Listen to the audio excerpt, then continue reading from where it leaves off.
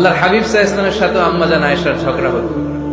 মজার একটা হাদিস শুনেন, সহিহ বুখারীর হাদিস, মুসনাদ আহমদ ইবনে হাম্বলও এসেছে এই হাদিসটা। আম্মা জান আয়েশার সাথে ঝগড়ার পর আম্মা জান আয়েশাও রাগ, আল্লাহ রাসূল সাল্লাল্লাহু আলাইহি ওয়াসাল্লামও রাগ। এখন রাগ মেটানোর দরকার আছে না নাই?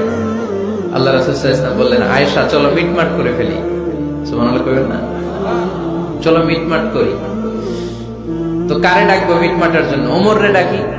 আম্মা জান আয়েশা বলে, না, ওমর গলিব, ওমর খুব মেজাজ ওলা, আমার ডর লাগে।